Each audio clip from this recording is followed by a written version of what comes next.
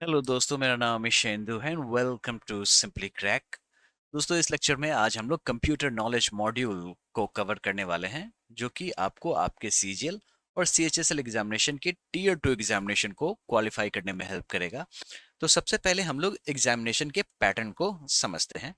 दोस्तों, computer knowledge module की बात करें तो सीजीएल में आपको 20 क्वेश्चंस देखने को मिलेंगे और हर क्वेश्चंस जो हैं ये 3 मार्क्स के होते हैं। टोटल मार्क्स हो गए 60 और इसके लिए आपको 15 मिनट्स मिलेंगे।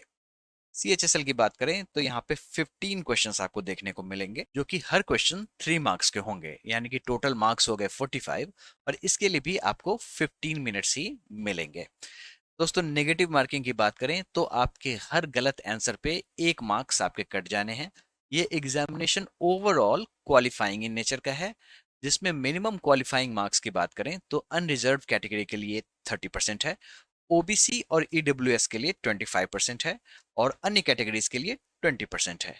हालांकि कुछ ऐसे पोस्ट भी हैं जिसमें कंप्यूटर प्रोफिशिएंसी प्रेस्क्राइब्ड है, जो आप यहाँ पे देख सकते हैं।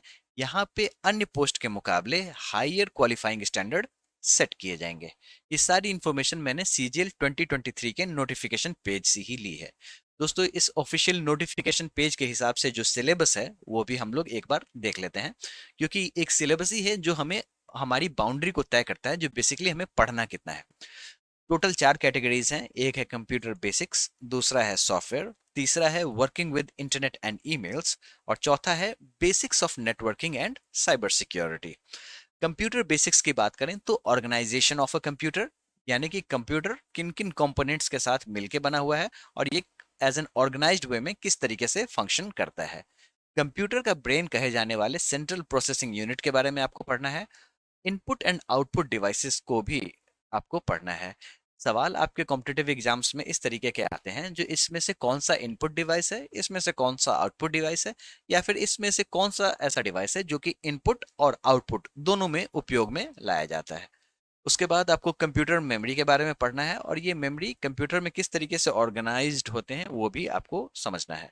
उसके बाद बैकअप डिवाइसेस हैं, इसके बारे में पढ़ना है, जो कौन कौन से बैकअप डिवाइसेस हैं जो कि अभी ट्रेंड में हैं और वो कौन से टेक्नोलॉजी पे बेस्ड हैं। पोर्ट्स के बारे में पढ़ना है, जो कौन कौन से पोर्ट से कौन कौन से डिवाइसेस यानी कि पेरिफेरल्स कनेक्ट होते हैं। और उसके बाद आपको विंडोज एक्सप्लोरर के बारे में पढ़ना है, जो विंडोज एक्सप्लोरर के क्या क्या फीचर होते हैं। फिर कुछ कीबोर्ड शॉर्टकट्स के बारे में आपको पढ़ना है। सॉफ्टवेयर की बात करें तो विंडोज ऑपरेटिंग सिस्टम के बारे में पढ़ना है और इसके अलावा आपको माइक्रोसॉफ्ट ऑफिस का बेसिक्स यानी कि एमएस वर्ड, एमएस एक्सेल और पावर पॉइंट के बारे में पढ़ना है। दोस्तों, इंटरनेट और ईमेल की बात करें तो वेब ब्राउजिंग और सर्चिंग किस तरीके से काम करता है, डाउनलोडिंग एंड अपलोडिंग किस तरीके से काम करता है, ईमेल अकाउंट को किस तरीके से सेटअप करते हैं और उसे किस तरीके से मैनेज करते हैं, ई बैंकिंग के बारे में आपको पढ़ना है। नेटवर्किंग एंड साइबर सिक्योरिटी की बात करें तो नेटवर्किंग डिवाइसेस कौन कौन से हैं और वो कौन कौन से प्रोटोकॉल पे बेस्ड हैं, किस तरीके से वो काम करते हैं। Network and information security threats, जो कि हैकिंग, वायरस, वॉर्म्स, ट्रोजन, ये सारे जो वायरस हैं और जो मॉलवेयर हैं, एडवेयर हैं, इन सभी को पढ़ना है और इसके बचाव के उपाय यानी कि प्रिवेंटिव मेजर्स को भी पढ़ना है। तो बेसिकली यही है आपका सिलेबस और इसी को आपको पढ़ के जाना है। दोस्तों, इस मॉड्यूल में मैं ये सारी चीजें कवर करने वाला हूँ।